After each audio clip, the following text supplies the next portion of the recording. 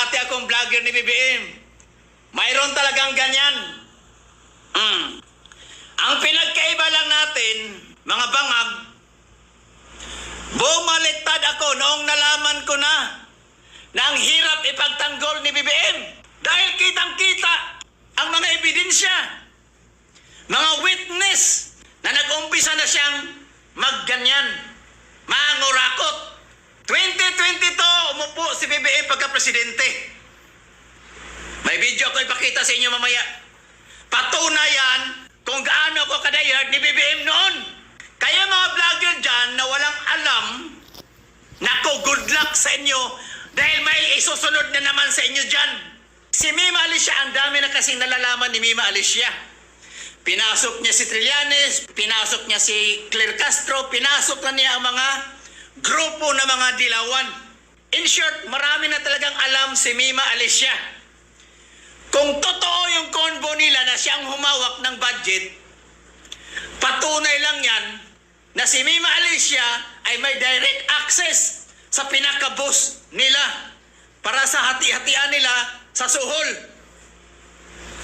Ang pinagkaiba lang natin mga bangag vloggers, mas mautak ako. Dahil kayo kapag pumasok kayo dyan, hindi na kayo makakalabas ng buhay. Kaya noong 2022, bumaliktad na ako. Dahil ang mga nasa likod ni BBM, mga malaking sindikato dito sa ating bansa, hindi lang sa ating bansa, kundi abroad. Sindikato ng droga, sindikato ng online games. O, tingnan nyo ngayon, sindikato ng smuggling. Kaya kayo mga vloggers na bangag, mag-ingat kayo. Kaya ako kumala sa pagiging vlogger ni BBM kahit may ganyan dahil ayaw kong magmukhang tanga sa publiko.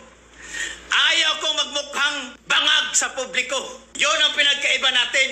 Dahil ako marunong ako magbalanse. Hindi ako tipo ng taong yes lang ng yes kahit ang amo nyo nasa maling landas na. Di ba?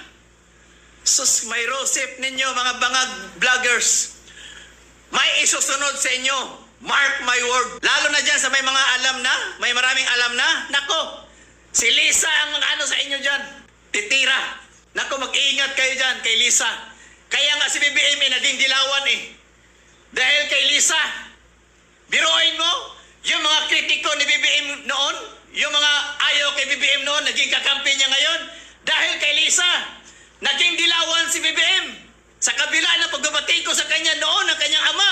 Yan po ang patunay kung gaano kabangag si BBM. So kayo